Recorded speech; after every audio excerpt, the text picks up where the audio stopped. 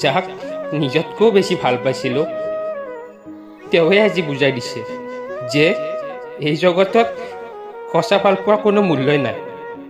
কাৰণ এই জগতত সকলোৱে টকাহে বিচাৰে, সঁচা মনৰ মানুহ কোনেও নিবিচাৰে।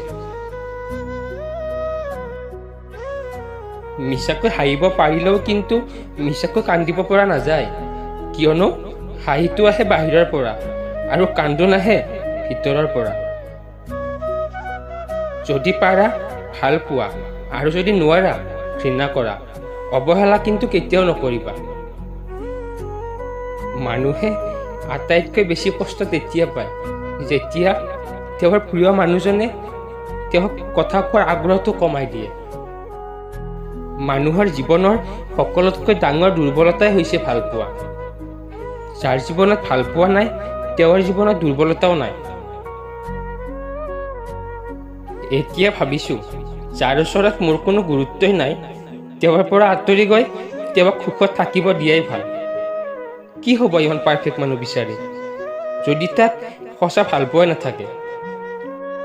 সুখৰ স্মৃতি বুলি যিবোৰ সাঁচি ৰাখিছিলোঁ, এটা সময়ত সেই সুখৰ স্মৃতিবোৰেই আমাক আটাইতকৈ বেছি কষ্ট দিয়ে।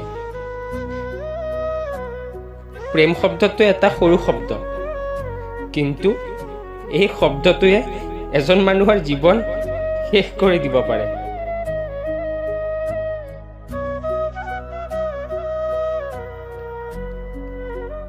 যাক নিজতকৈ বেছি ভাল পাইছিলোঁ তেওঁৱে আজি বুজাই দিছে যে এই জগতত সঁচা ভাল পোৱাৰ কোনো মূল্যই নাই। কাৰণ এই জগতত সকলোৱে টকাহে বিচাৰে, সঁচা মনৰ মানুহ কোনেও নিবিচাৰে।